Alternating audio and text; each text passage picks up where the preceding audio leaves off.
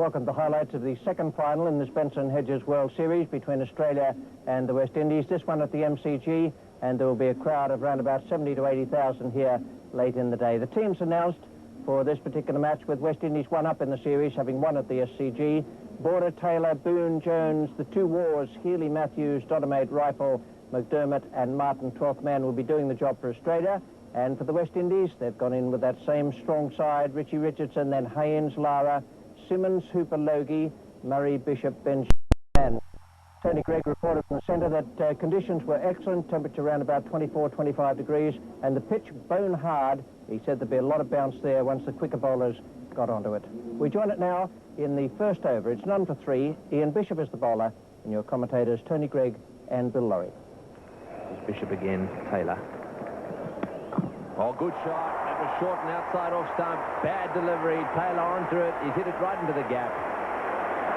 Richie Benno mentioned this outfield not nearly as quick as the Sydney ground, and so they've run four. And that could happen on a few occasions here. It's a new outfield. It's going to take a year or so to settle down.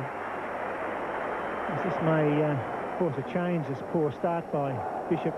Richie Richardson used Phil Simmons the other end in the first final. He whipped him off quickly after two pour overs. We might see today that Bishop doesn't get a long stint. It's been a poor start. Oh, there's the gone. Yes, he's got to be out caught behind. Oh, I don't believe this. The whole of the West Indies are up in the air. It seemed to me as if it really did. There was a huge noise. Now, we can pick up perhaps a little bit of pad or something, I don't know, but everyone went up. The umpire down that end, that's umpire Hare, said not out. I cannot believe that. Seemed to be a slow down of the balls that went past the bat as well. That looked to be a fair edge to me. Not a lot of noise, but very confident appeal by the bowlers of sweeps. You don't normally go up unless there's a nick. Have a look at Boone's face as well. He had a quick glance down the wicket there. That's well played. A frustrated Bishop kicks at the turf as that one goes flying away down to the boundary for four. Well, that must have come off the meat of the bat. It's a long boundary down there. And Bishop showing his frustration out there by kicking the turf as the ball went flying away. Great shot by Mark Taylor. Genuine pace from Bishop, but one gets the feeling that Ian Bishop will not bowl another over with this new ball, that Richie Richardson will make a change. You just cannot afford to bowl no balls and then short pitches to top order batsmen in the one-day international. That's a good shot. And they'll come back for the second. Well, Boone will be hoping for some runs here because the West Indies have got rid of him cheaply in all the matches in this competition this year. So they've already got him out once today. Oh, and that one flies away. That'll be four. Into the fence he goes. Well, David Boone may have taken the approach that this is his lucky day. If you're going to cut hard. And boy, that was marvellous. Yes, he's a superb cutter, and he's prepared to go over the top. David Boone's only small. It's very short he'll go over the top. Benjamin far too short. Boone with a controlled stroke is always going to be four. Over the top of slips. Runs again for Mark Taylor. Nicely flicked away off his hips. And just the three there. Desmond Haynes, the man chasing.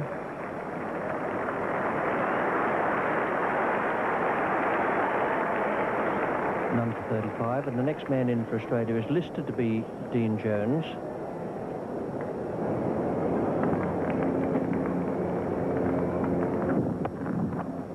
Found the gap as well. Again, off his hips, Richardson giving chase.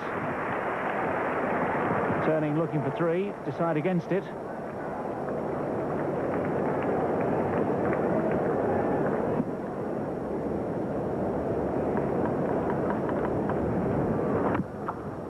That's a good shot. Nicely timed, pushed straight down the ground. Alison Cummings gives chase.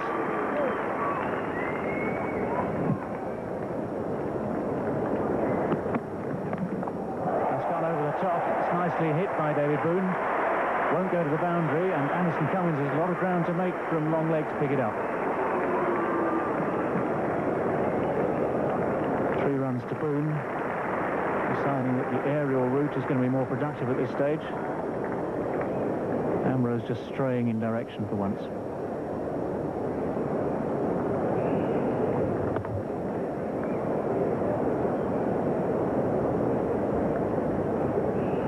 You've got to take every opportunity with Curtly Ambrose. If he bowls one that's even remotely offline.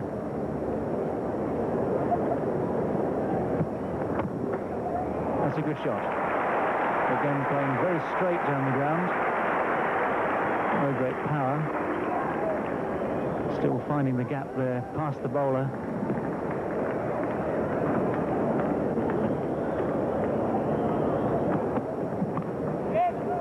Well played by David Boone.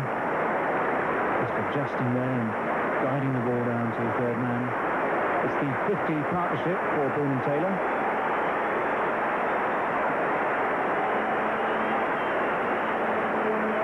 It's a good effort from this pair. 91 balls faced.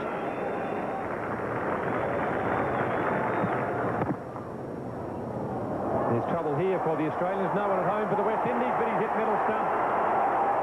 David Boone has not had a lot of luck in the limited over matches this summer, and his luck has run out again, as he is total and utter mix-up. Anderson Cummins didn't have a lot of support. He really had to hit the stumps, and he's hit the middle stump. Very difficult to really fathom what happened there. David Boone played it down by his feet. Taylor just kept on running without any response at all from David Boone, and he kept on running. Eventually, David Boone had to take off. Bad luck. 19, it's 1 for Australia.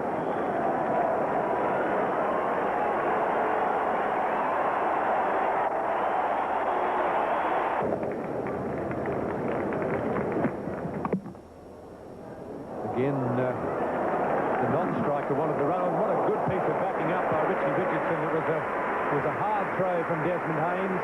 He dragged it wide of the stumps. It was never in danger of hitting the stumps. Richie Richardson had to fly to his right. A little bit like the soccer goalkeeper. Cut it off. Excellent backing up by Richie Richardson. Both he and Gus Logie were behind the stumps, but this one went nowhere near to the stumps. Look at Richie fly. Used to be very good in the slips, but since he has had his hand problems, he has decided to stay out of the slips. He still knows how to dive around.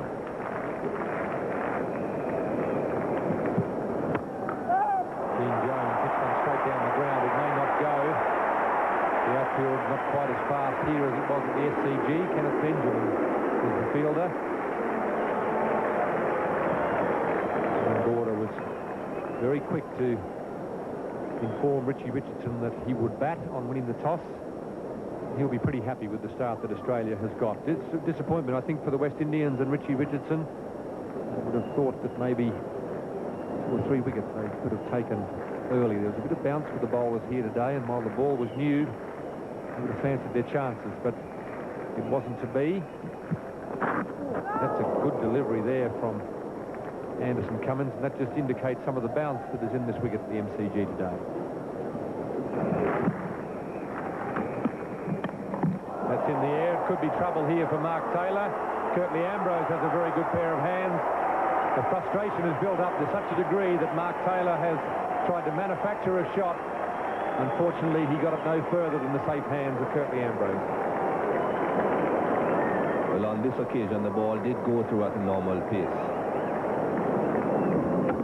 Similar length ball as the previous delivery, but this one bounced as it would normally bounce. Good pace. Mark Taylor not quite getting across enough to cover that shot. Ball was moving across his body. He departed 33 off 73 balls. Australia now 2 for 63.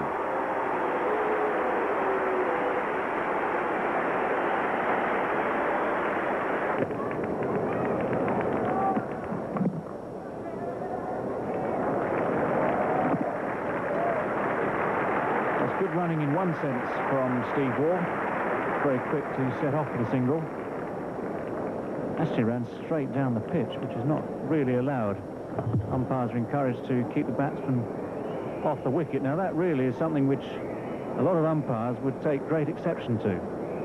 We'll be politely saying to Steve, what any chance of you running down beside the wicket instead of straight down it?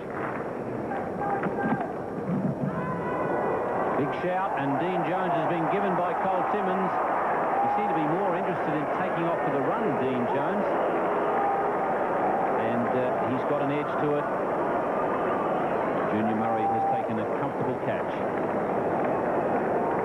Dean Jones is trying to guide this ball down to third man, opens the face of the bat, gets contact all right, and Junior Murray knows that very easily. Dean Jones was convinced he was just about to get a run for it, and it took him a little time to realise that the nick was a fine one. The ball had only reached the keeper and hadn't actually run away to third man. Mark Waugh.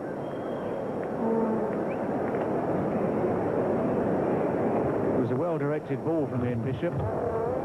Really, Dean Jones's mistake there was just trying to guide this ball too fine. There's no real margin of error for something like that. Dean Jones has paid the penalty. Another big chance goes begging, and he knows it.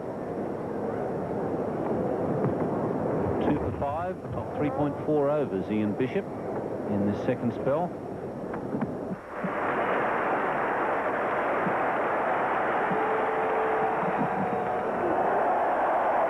Cummins.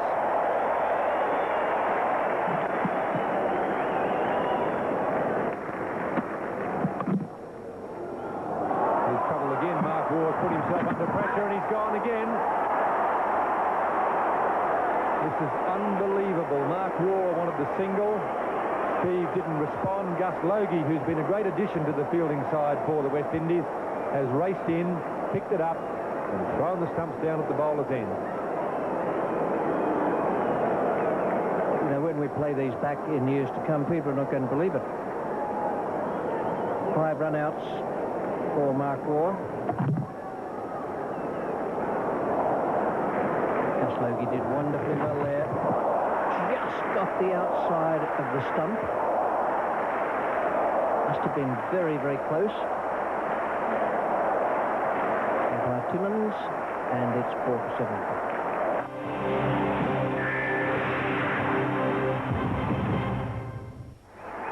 Alan Border, the Australian captain, coming in to join Steve Waugh. He's gone to the non-strikers end. He's there replacing Mark Waugh, who for the 5th time this summer has just been run out.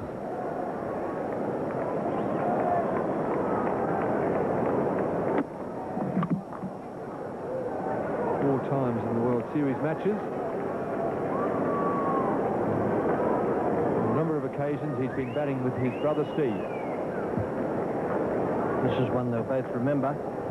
Mark was on his way. Steve hadn't looked up, but does now. Now, Gus Logie, brilliant work. He's going the wrong way, throwing off balance, and very, very disappointing for Mark Waugh. 5 in 6 innings. Mark obviously doesn't think any of the bowlers are worthy of taking his wicket. Rather let the fieldsman do it for him. Believe it. It must be like a nightmare. A recurring nightmare. Mark Waugh run out for 8. Steve Waugh is on 3. Alan Border again is in there, with Australia leading a very good partnership. And the West Indian bowlers on top. Only thing going for the Australians at the moment is that Carl Hooper has yet to bowl.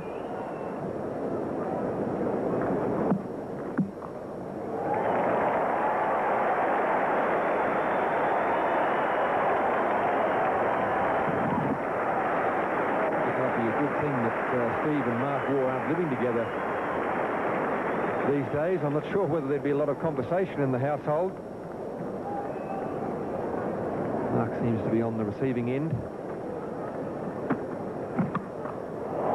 makes Steve a better judge of a run. Philip Simmons is the fielder out there, has yet to bowl in today's game. You can generally bet your life there'll be 2 runs there. That was a good 30 yards inside the boundary when Simmons picked it up. And on the surface it may look as though it's difficult to get to, but it's a long throw. This is a very big ground,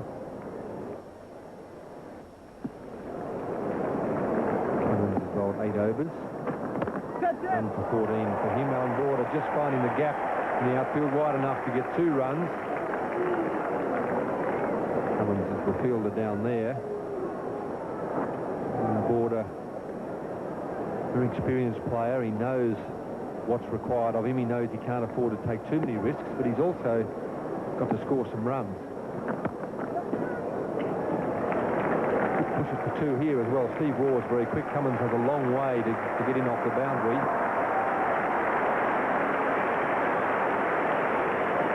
This is what they have to do, the singles and the 2s. Not lose a wicket as well. It's a very difficult assignment. Stern examination for these 2. Unfortunately, Alan Border goes to the well once too often.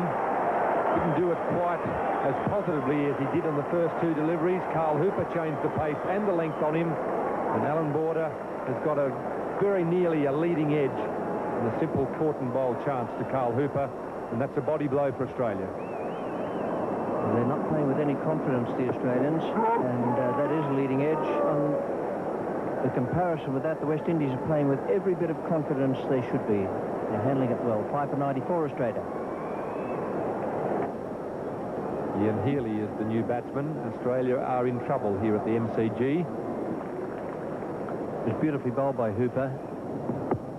And Border just trying to turn it as he had done before. That's why bowlers stay in business. They see what batsmen are doing and they work them out. And that is wonderfully well done by Carl Hooper. This little change of pace. And the wicket goes. Border out for 8 from 13 balls. It's 5 for 94. That's in the air. Phil Simmons is going to have to make a lot of ground. He won't get there. It's almost off the back of the bat. Steve Waugh was flicking it away, and Ian Healy makes it into a 3. It's a very good piece of running. Steve Waugh was looking to work it away on the leg side. He was back on the stump, trying to flick it away over mid-wicket, and it almost hit the back of the bat.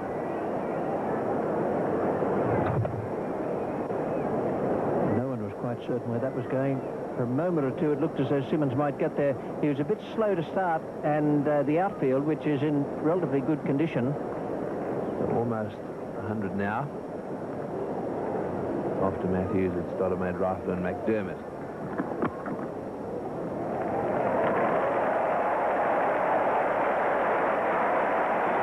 And that brings up the 100 for Australia in the 36th over. Steve Waugh realizes he has a very big job ahead of him. One off the over, 5 for 100.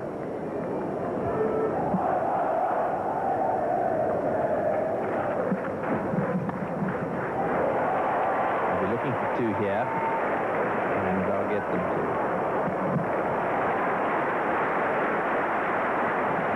Yes, it is a long way down there. Anything to either the left or the right of third man or fine leg is usually pretty safe to go for 2 runs. It's a long way. Even if he throws it accurately, it's going to take a long time getting back. That was good work by Curly Ambrose, running in, picking up and throwing immediately, but it's a long way down there.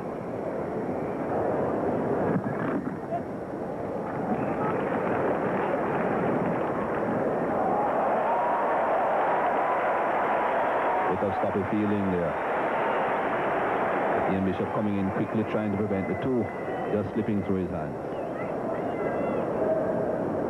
There's no slips in there, but they've got 5 fieldsmen saving 1. In the air and straight down the ground. Didn't quite middle it, but they'll come back for 2. And it's good running by Waugh that time. He got down, turned quickly. He was running for the danger end. At the non-striker's end. Well, there's a definite... Now there he's hit the stumps. That's a magnificent bit of fielding. Haynes from backward point. In fact, it was Hooper from backward point picking the ball up and hitting the stumps direct. This was a magnificent bit of work. Let's have another look at it. I think Desmond Haynes would have been very proud if he did do it. The younger man, Carl Hooper, coming in quickly, realizing Steve Waugh was out of his ground. Spot on. Well, both Waughs suffering the same fate. It's now 6 for 113. Greg Matthews is the new batsman. He's at the non-striker's end, and that's a good shot right off the meat of the bat. Just a single. Now, what a run out that was by Hooper, and a magnificent decision, too, by the umpire down that end, Cole Timmins.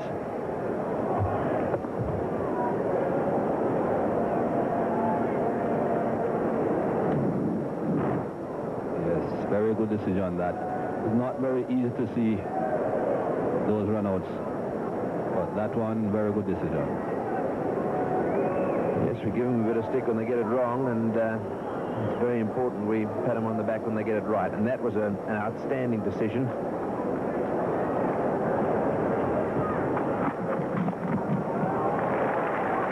Put that away into the gap, and we're looking for two here. Back comes. That's good running. There's Matthews taking the initiative there. He's running to the danger end, and very positive attitude towards his running here. You watch him go. Touches down and has a little glance up, and back he goes again.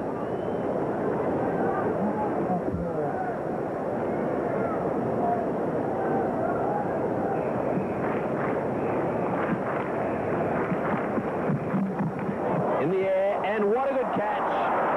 That long arm of Ambrose comes out, and what a good catch that was.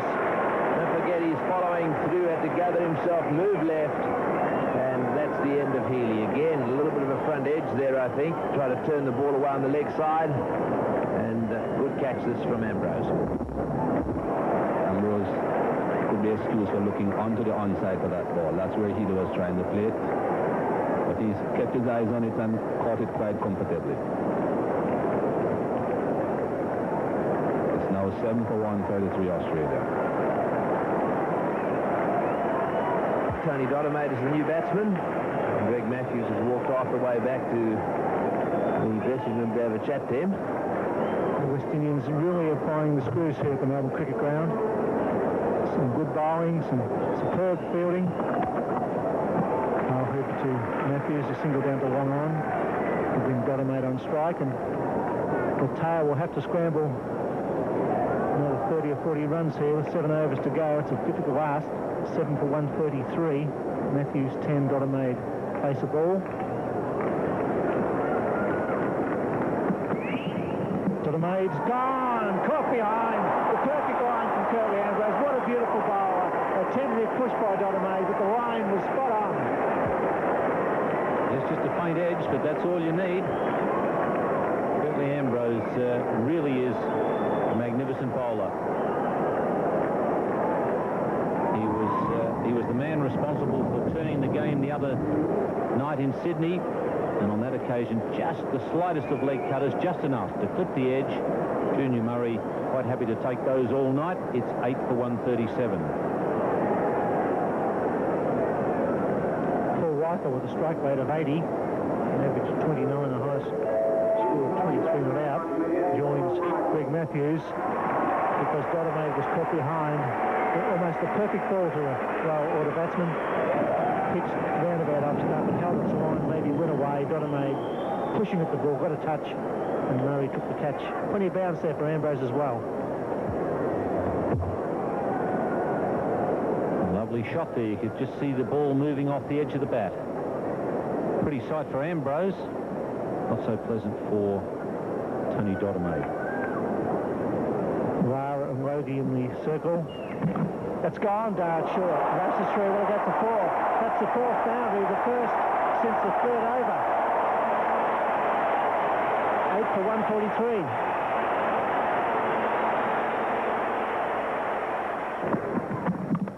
Good shot. Richardson's at mid-on. Just the 2 be up there, not that fast. Hit the ball very hard. Pick up a boundary. There's only 4 boundaries in the innings for Australia. Ouch! Straight to Rogie. Good pair of hands. The third wicket for Curtly Ambrose. And the West Indies on fire at the Melbourne Cricket Ground. Greg Matthews realising that he couldn't just hang around and, well, I guess he always was hoping to play out the overs, but feeling that a few boundaries were necessary.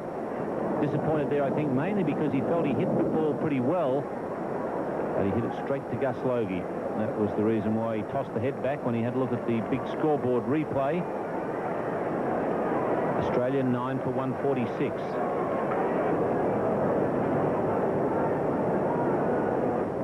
Richardson's had men inside the circle. Bowled in, York in, fine bowling by Carl Hooper, so the tail doesn't wag. Australia bowled out, surprisingly here from Melbourne Cricket Ground, by a very informed West Indian attack.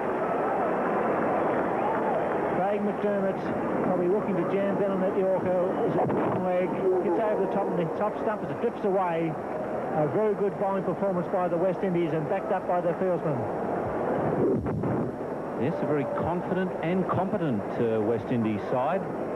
It's just a remarkable improvement in their one-day play. A tribute to their captain and to all the players with the planning. They've obviously worked out the Australian batsmen extremely well. Stuck to their plans. They bowled well to their plans. Fielded well. And the Australians, with a couple of mix-ups, have contributed with run-outs. But, well, Richie might applaud his team off the field there because they've done a very good job.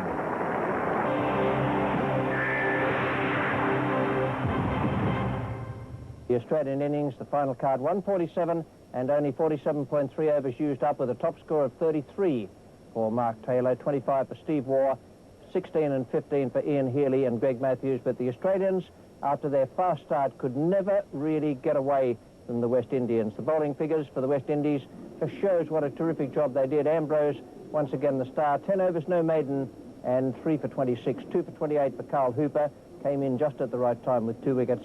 And Ian Bishop, after an indifferent beginning, came back and bowled very well indeed. 9 overs, 2 maidens, and 2 for 33. 148 needed by the West Indies. The Australians will need to bowl and field very, very well indeed. Brian Lara and Desmond Haynes will have to negotiate this first session, but they only have to negotiate 148 runs to win the match. There's Craig McDermott now bowling to Lara. A good shot. The outfield is slow. I think we'll run 4.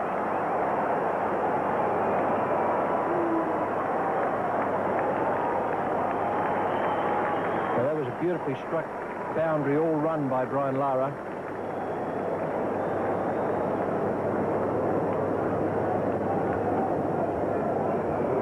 Very sensible of Brian Lara. If the ball's up there to play his shots, he's been in very good form in recent weeks. Not many fielders in front of the wicket on the offside. And that was a regulation half volley. Just over the top of cover point. It's 2 to Lara.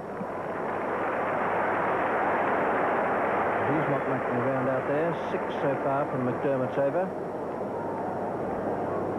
Very lucky to be 6-2. This was only fractionally away from being a very straightforward catch to David Boone at point. Very similar in the number of runs being scored to the start that the Australians made. 9 runs from their first over. But from then it was all downhill. Beautifully bowled. Great reply from McDermott. Brian Lara looks like he's made up his mind to get on with it. That's beautifully bowled by Craig McDermott, just short of a length and cutting back into the batsman, really giving him no room.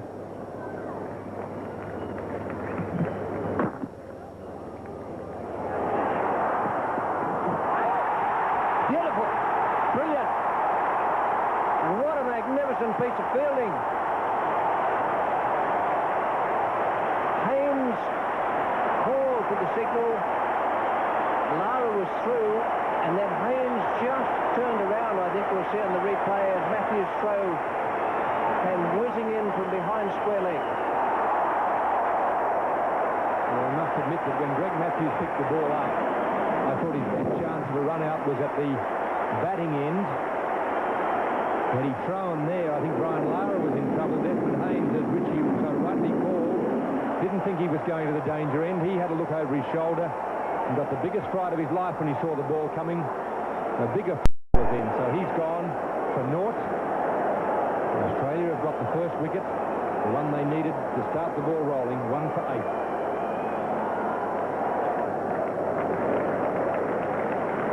Simmons is the new batsman for the West Indies.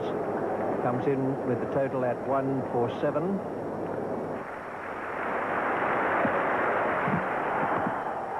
Caught. Well caught. Simmons gone. First ball. Dodemade's outswinger. He bowled it wide the first ball at the over. And then got another good outswinger to Phil Simmons. A first baller. 2 down, and a game on our hands here at the MCG. Philip Simmons has been a bit out of sorts with the bat in recent weeks. It's a bit wide, swinging away from him. Mark Waugh takes a very, very good catch there. And Tony Dodemade, do you think he's happy? And all the Australian supporters here at the Melbourne Cricket Ground sense that there is a match here. Australia back in the game.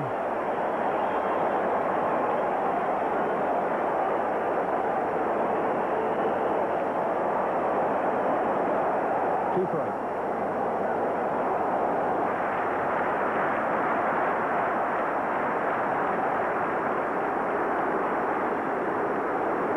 This is McDermott to Richardson. Oh, that's close.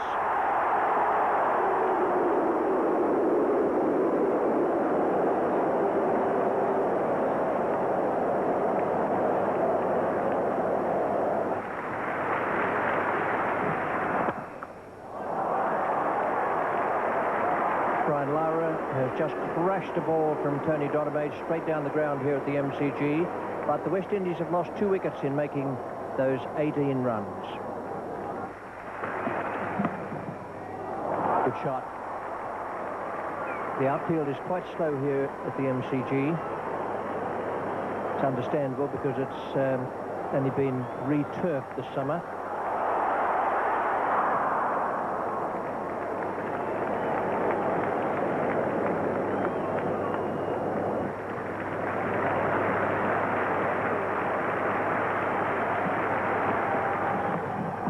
In the air, there's a fielder there.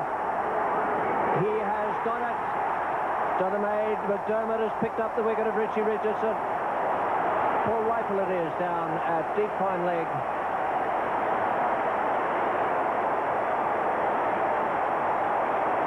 And that is a great wicket for Australia. Richie Richardson has a habit of playing the up and under hook shot. It works very well in the Caribbean where the grounds are very short, the boundaries are short. He's picked probably one of the longest boundaries in world cricket. Paul Rifle has a great pair of hands. And you reckon the crowd aren't delighted here at the MCG. The West Indies are now on the ropes. And Australia back in the driving seat. Richie Richardson is out for 5. The West Indies 3 for 23.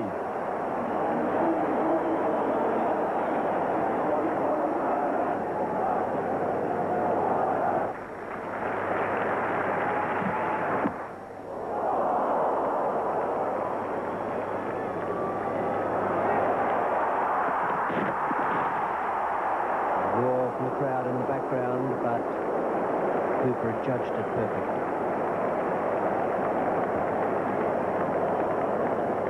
Craig McDermott was the fielder. He has a very strong arm, but Carl Hooper judged it very well.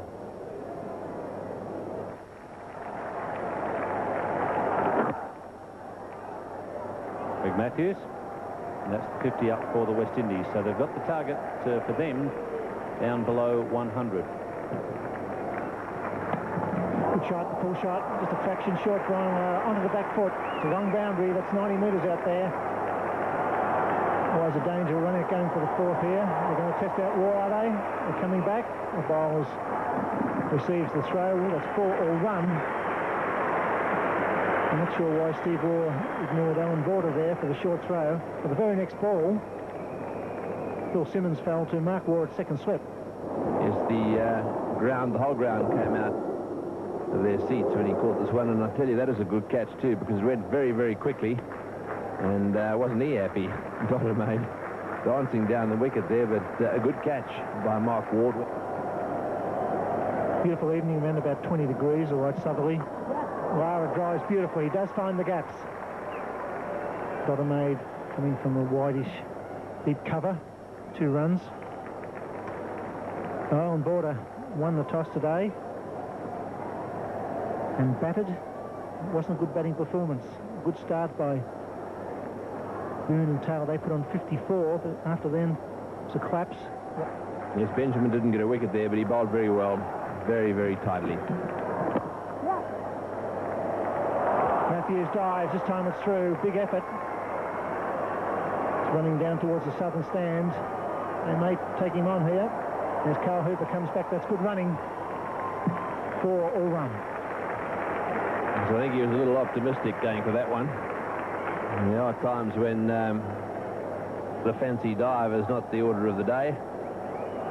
And you accept the fact that you're not going to get there, and you have to move in after it. You see, in situations like that where you go and dive and there's no one covering you, he's never going to get that. Absolute waste of time.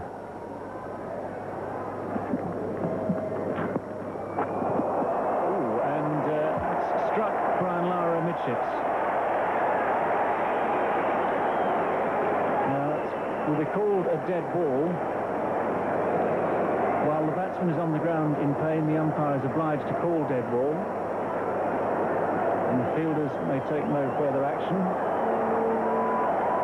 Even at this stage, Brian Lara were to roll out of his crease, it will be A, very unsporting, and B, not out.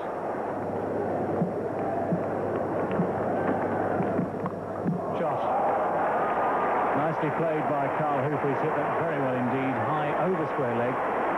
Mark Ward dropping short. And Carl Hooper playing a superb pull shot.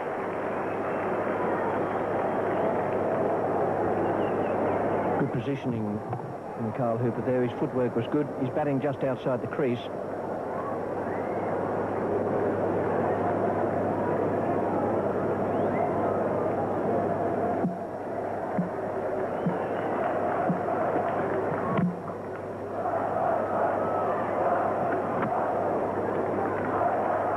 Again, so that makes it 5 off that over. West Indies now 3 for 82.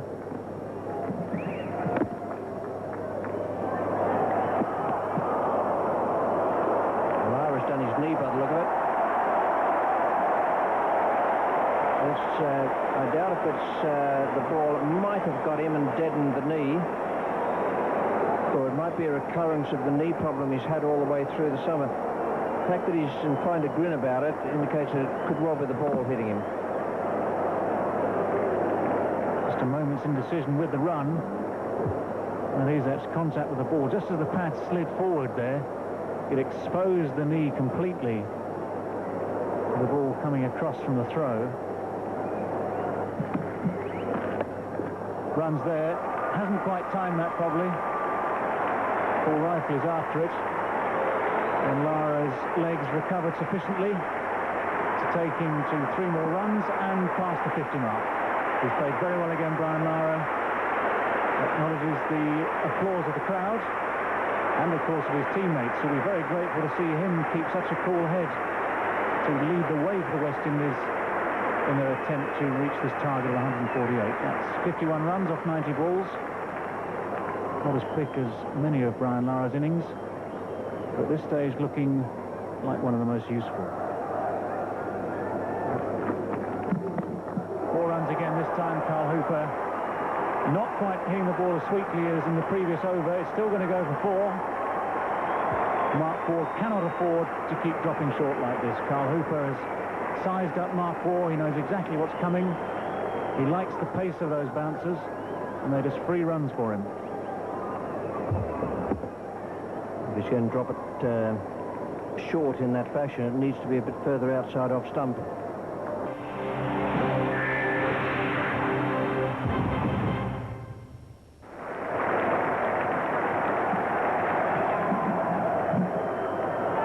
Confusion again. Oh, Oh, so close.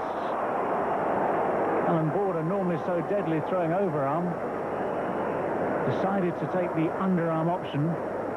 For once Lara and Hooper had hesitated.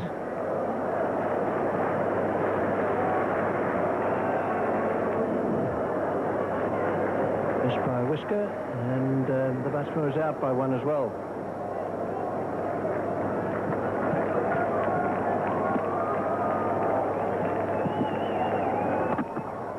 That is a very good shot.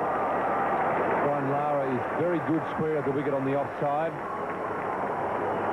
Good chase by Mark Waugh, and that brings up the 100. West Indian supporters in the crowd, 3 for 101 in the 32nd over. Thank you to a very responsible performance by Brian Lara, ably supported here by Carl Hooper. For 2 runs at least there. Dean Jones should cover it. So that's good over again for the West Indians. 6 runs from that over, 3 for 103.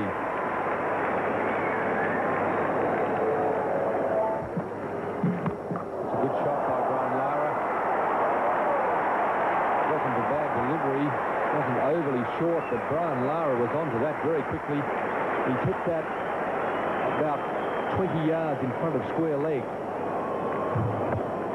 Yes, it was well worth a try from Craig McDermott, realising that Australia badly need a wicket, particularly Lara out of the way. But gee whiz, he clubbed that to within about 10 metres of the boundary, and it's a long boundary out there.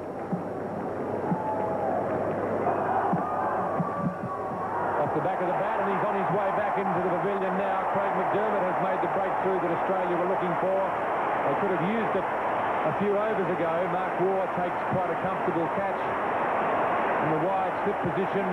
Brian Lara just letting Carl Hooper know that he wants to make sure that they win the game. And Brian Lara heads back to the pavilion, a victim of Craig McDermott. I've been the slower ball, I think, the one that McDermott bowls as an off-cutter. And Lara was through the shot too early. But he's done an excellent job for his team. Brian Lara out for 60, the West Indies 4 for 109.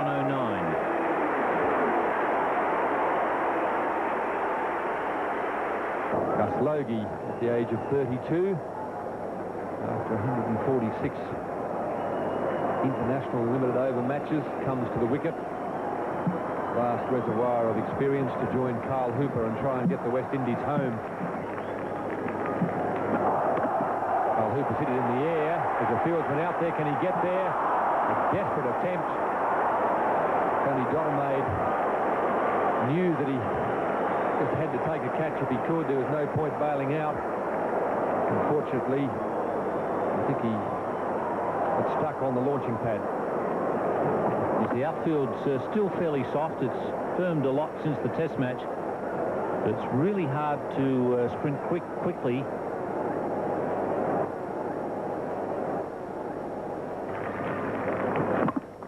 Logie doesn't mind whipping him away in the air either.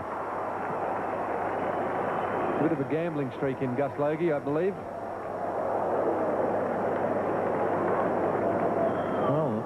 Just in the last, well, since the wicket of Brian Lara, there have just been a couple of signs that the panic is back.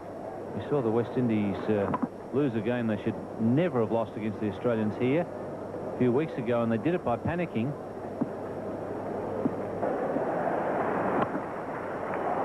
Gus Logie again goes towards the leg side in the air.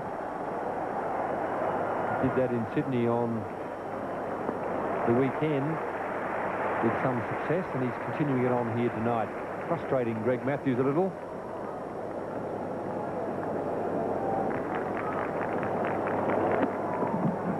That's out, caught down the leg side. The Australians have still got a chance in this game. Paul Rifle comes back, his first ball after the drinks break down the leg side. Gus Logie gets one that bounces a little bit, flicks the gloves, and quite a comfortable catch to Ian Healy. So we've seen a bit of uncertain bounce from this pitch right throughout the game. Gus Logie got one there that he was coming forward to, and it really did bounce quite a lot. Ian Healy made good ground to take that catch. So Paul Rifle keeping Australia's chances alive. West Indies 5 for 125. Junior Murray comes in to join Carl Hooper. Paul Rifle with his first delivery after the drinks break gets one to bounce a bit. Got the glove on the way through to Ian Healy. Rifle continues. Junior Murray takes his first delivery. So all of a sudden, 5 for 125. The West Indies in the 36th over. Out. Dropped. Oh dear, that might be the difference. A good, genuine edge. Healy got a glove to it. It went down. Well, fortune for Carl Hooper. Just managed to nip that ball in the most awkward place, almost directly between Healy and Mark Taylor. Healy diving a long way to his right.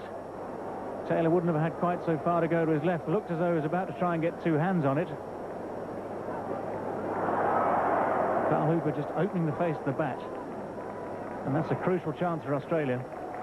Trying to get the single down to third man. Good line by Rifle. It's out. Caught behind. It's all happening. 6 for 126. Junior Murray will now sense the entire crowd very much against him. They're delighted that this little nick down the leg side has given Australia yet another sniff of an opportunity to try and overcome the West Indies here tonight. Just glancing down the leg side, Ian Healy very comfortably across. Gets there nicely, takes it in both hands. The umpire's hand goes up. Junior Murray leaves the field. And while the Australians celebrate, Murray has gone for one. West Indies are 6 for 126.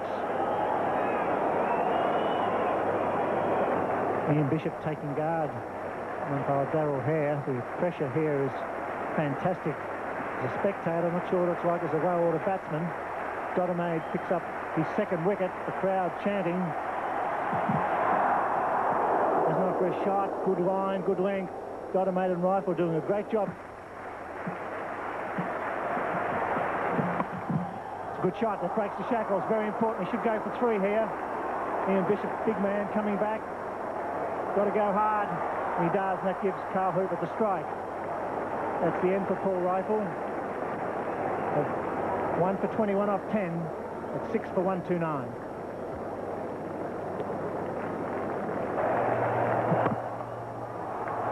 At least one. They go back for two. Bishop very slow turning. I think Carl Hooper was saying before. Back up, Ian. Bishop like an old draft horse there. That's 50 for Carl Hooper. That's a very useful knock for the West Indies. Hooper's continuing his good form of late here. And a very patient innings of 119 balls. The final ball, Hooper will look for single. He gets more than a single. That's a good shot. They'll at least get three. Going out towards the wrong run boundary. And that will give Carl Hooper the strike. 5 off the over. Good over for the West Indies. 6 for 134.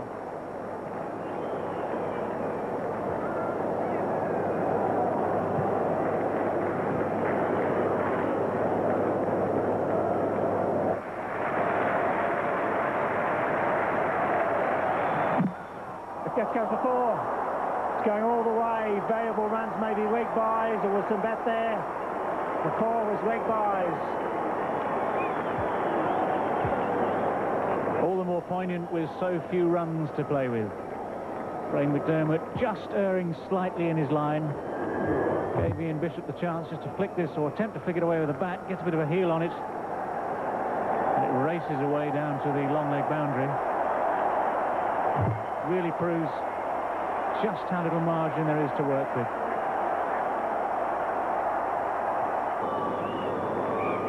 They've done remarkably well in the Benson Hedges World Series. And there it is, they win it. That is a magnificent victory, 2-0 to the West Indies. With 4 wickets in hand, They beat Australia on the big Melbourne cricket ground in front of 72,000 people. A fine knock by Carl Hooper. Great support from backed up by their batsmen. Well, Ian Bishop it was who finally scored the single that took West Indies to victory. His colleagues will now come out in the field to celebrate what is a very, very fine comeback for the West Indies in the context of this summer. They looked a side out of sorts at the start of the summer. They lost the test match here, as Michael Holding was saying, and a lot of people were prepared to write the West Indies off and say that their spirit had gone, a lot of key players had gone. Ladies and gentlemen, before I introduce Mr. Alan Crompton, Chairman of the Australian Cricket Board, it's my pleasure to announce the player of the Benson and Hedges finals. The prize is $2,000, and this Baccarat crystal decanter, and Mr. Alan Turner, Chairman of the Benson and Hedges Company, will make the presentation to the winner.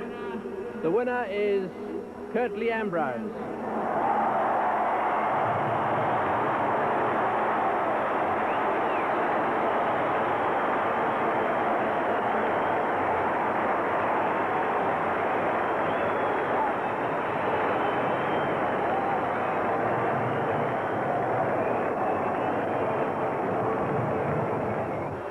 Time now to introduce Mr. Alan Crompton, Chairman of the Australian Cricket Board. Thank you, Tony. Good evening, ladies and gentlemen. At the outset, I'd like to pay tribute. We thank all of the three teams for their participation in the competition, particularly tonight's two finalists who have provided, and I'm sure will continue to provide, tremendous entertainment for us for the balance of this summer. Congratulations to Richie Richardson. Richie Rich, as you're popularly and very affectionately known in this country, Richie. And to your very, very popular team on a superb win here tonight. Thoroughly deserved. It takes two to tango, of course, and neither team has been at all shy. There can only be one winner, but there certainly need to be two teams to make it a tremendous contest. To Alan Border and to the Australian cricket team, of whom we're all so proud, we say thank you for providing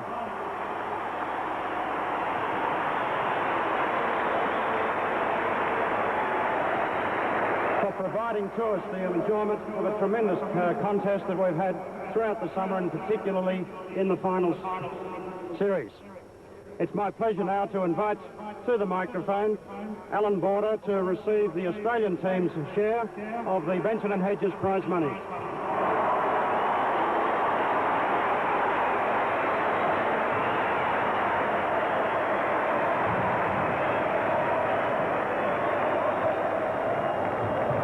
Bad luck, Alan. You're up against a pretty tough side today. The West Indies have played magnificently in this tournament, haven't they?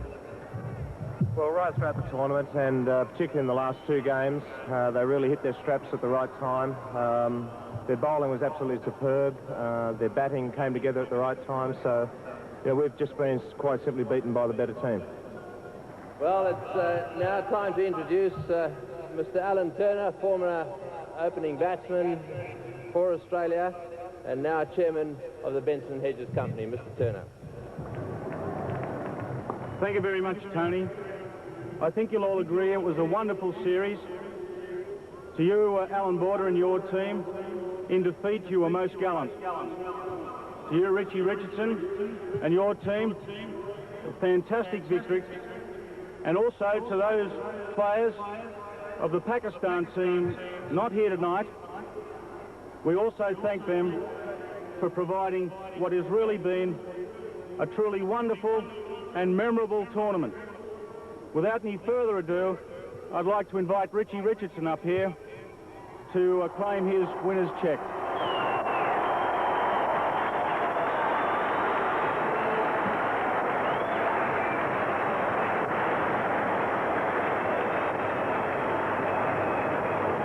Congratulations, Richie. Thank you. Your sides played magnificently, but Curtly Ambrose in particular really has bowled well. Yeah, I think Curtly really should be playing in heaven. I think his bowling is so superb. It's simply too good for the batsman playing here. And the atmosphere in the finals, particularly this place, I mean, the Melbourne Cricket Ground, pretty Well, cricket it's ground. one of the greatest sporting venues, and the people here always enjoy themselves. They always enjoy the cricket. And we're just happy to play here and give them as much enjoyment and satisfaction as possible. So everyone in your side now fit. You've won this Vincent Hedges World Series competition. Looking forward to finishing it off with a victory in the Test Series? Yeah, most certainly. The guys have played exceptionally well in World Series competition, and we're very happy that we have won. We're now looking forward to the Test Series, which is got the cleanup as well. Well, bad luck to the Australian team. Very well played to you and your side, and I think Alan Turner has got the trophy for you.